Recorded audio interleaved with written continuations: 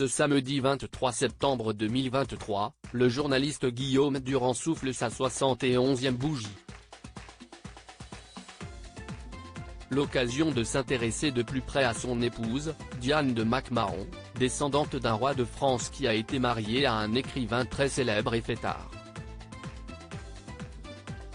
Joyeux anniversaire à Guillaume Durand.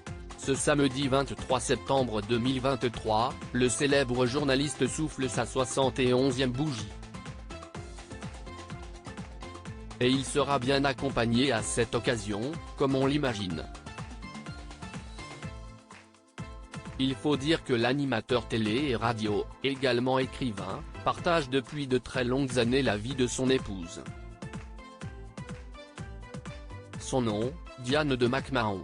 Comme le maréchal et ancien président de la République Patrice de Mac-Mahon, et pour cause. Elle est l'une de ses descendantes, mais elle entretient également des liens familiaux avec le roi Louis-Philippe Ier. Un noble héritage pour celle à qui l'homme médiatique, atteint d'un cancer extrêmement douloureux, a passé la bague au doigt en 2009. Ensemble, ils ont eu 2 enfants, en 1999 et 2008. Mais Diane de Mac-Mahon, autrefois directrice d'antenne d'ITélé, devenue BFM TV depuis, est la deuxième épouse de Guillaume Durand. Sa première femme lui avait donné 3 enfants dès les années 70, une fille suivie de 2 garçons. Idem du côté de Madame. Et son premier mari est bien connu du grand public puisqu'il s'agit de Frédéric Beigbeder, notamment animateur et écrivain.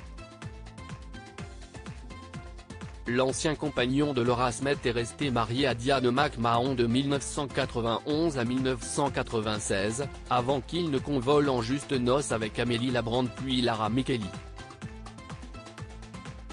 Et si elle a connu l'écrivain barbu et aux cheveux longs à une époque où il vivait au rythme de la fête et des soirées, tout a changé depuis qu'il a 2 enfants en bas âge.